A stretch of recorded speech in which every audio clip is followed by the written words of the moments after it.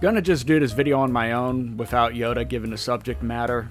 Also, big warning, this video will be dealing with my sexuality, politics, and drama surrounding it. There will be some laughs here and there, but it's mostly ranting, so click off now if that's not for you. On June 3rd, I was woken up around 2 a.m. with a call from my old workplace. As some of you may know, my previous job was with a hospital, and I'm still on good terms with some of the folks there. A manager on duty with security said they got a call from an unknown number and a teen on the other side with an English accent asking my name and referring to me as a fake bi boy. They hung up after going quiet for 20 seconds.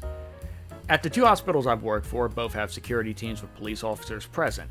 Over the years, I've been witness to a multitude of situations where stalkers, distraught family members, and enraged ex-lovers tried to come after patients and or staff. The call I got from them was a friendly warning that I might want to change and remove some info online to deter internet stalkers. But I knew what had happened and what had triggered it. Given where this person is likely from, plus the large distance between us, and I'm a big believer in the Second Amendment, I wasn't in fear of what had happened, but I was dumbfounded as to the reason that it did happen. This is the tweet that triggered it. And I wasn't prepared for the reaction coming from this very tweet. I did realize that being a bisexual male top who likes fit tom girls and femboys is not only very common, but very cliche. It also didn't mean that I only seek relationships with people who look like this. Obviously, these are top tier examples, but I'd gladly settle for a 7 out of 10 that respects my hobbies and is easy to get along with. But back on topic. We're all aware of Twitter not approving of large age gap relationships between consenting adults. But I found out the hard way that they're also not approving of your dating preferences either. Within 24 hours, I got a barrage of unhinged quote retweets from LGBTQ Twitter claiming I should unalive myself, I wasn't really gay, and slurs. Plenty of slurs. Again, I wasn't in fear of any of this, but really more in awe that this was the reaction my tweet got. I did expect people to claim it was basic bitch preferences or whatever, but not the derangement on this level. Quite a lot of responses kept claiming that liking femboys basically meant you were straight. 90% of the comments were Reddit references because Zoomers haven't heard of femboys and tomgirls until that site came along. Not like both archetypes have been fetishized by manga for decades now, but I don't expect much brain power from accounts with tanky symbols that think Reddit of all places is too far right for them. Then came the barrage of disapproval and hate from the anti-LGBTQ right. The claim that I had mental illness or I was an outright homosexual and not bi because women with abs are too masculine. Oddly enough, despite the content of the comments, they were much more tame than what I got from the alphabet community. I did get some really fucking weird comments that criticized me for saying being bisexual doesn't mean being universally attracted to every man and woman you come across. This one in particular claimed that it's a skill issue. I know his ding-ding probably gets hard when he looks at his mom and dad, but I think I'll continue to have standards. Here we have a lolly fan account that thinks somebody like Patty is using gear.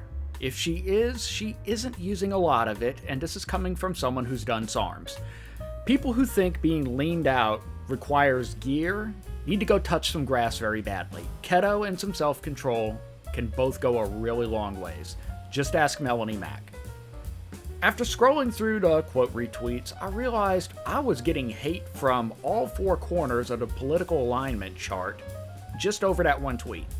I was simultaneously considered to be too straight by the alphabet community, but also a total degenerate homosexual by the right. I actually united them, and I wasn't even really trying to target any particular group. I was only trying to dunk on this one dude here.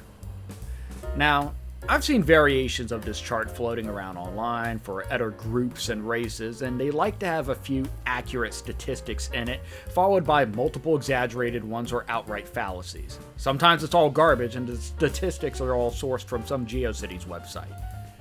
I was a little curious as to who the hell was liking this guy's post, considering the type of stuff he was posting. So I clicked on his likes, and much to my surprise, some of the alphabet community that were upset with my original post were actually liking this guy's post. I only can think that the reason why they would be doing this is to try to get this guy to ratio me. I was dumbfounded because one of them was actually a transsexual Satanist who not only repeatedly liked this guy's post, but was also anti-corn.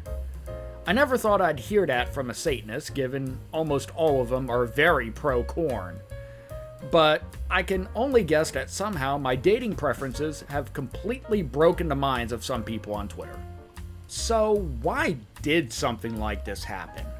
I do know the answer, even though I'm sure to a lot of you watching this is complete chaos and insanity. Which it definitely still is, but there's a method to the madness. It's really not hard to see the answer if you've been watching how the alphabet community behaves online. The answer is that they hate normality in all forms. And most of all, they hate it within their own community so much that they'll team up with the people they hate the most to help exterminate it. Twitter LGBTQ has hated bisexuals for a while now because a lot of us statistically will end up in long-term relationships with somebody of the opposite gender, and they treat it with discontent. Now, I'll admit, I've criticized women in the past who claim to be bi purely to get the attention of men, but there's virtually no benefit for a guy to lie about it. They've also become more and more extreme in their views as time goes on. You won't be accepted by them if you're just a normal person that happens to like the same gender anymore. You have to think like them. You have to act like them. And it's sad because the community didn't used to be this hostile and just plain crazy, and most sane people don't want anything to do with them now in current day. Lastly, a lesson I definitely learned out of this is while much of the anti-LGBTQ people who called me slurs and other derogatory stuff, that's all that happened, and it didn't go beyond it. I've lost count how many times I've been left death threats and more by the other side. I consider myself to be an apolitical person, so this isn't going to make me go full right or start voting full ticket Republican or anything like that. I'm friends with a lot of people in the political sphere, and some of them may heavily disagree with my sexuality and opinions, but I'd defend them in a heartbeat if these psychos came after them too. I just wish things could just go back to how they were in the 90s and Y2K era, where extremist politics and behavior were mocked by comedians in film and not celebrated like they are now. Alright, that's enough drama for today, but we'll be talking some more about LGBTQ and all of their craziness all this month. But with Yoda next time, as we get into how corporations like Blizzard manage to rope the gay community into becoming their personal lapdogs. Peace. If you managed to make it this far into the video, thanks for that. I made a second channel called Reseller Prime Directives where I do vlogs about thrifting and selling what I find on eBay for a living, which is my main job now. If you've ever been interested in getting into how to source, tricks for shipping items cheaply, and the best brands and items to pick up for selling on eBay or other online sites, please go subscribe and watch. Thanks.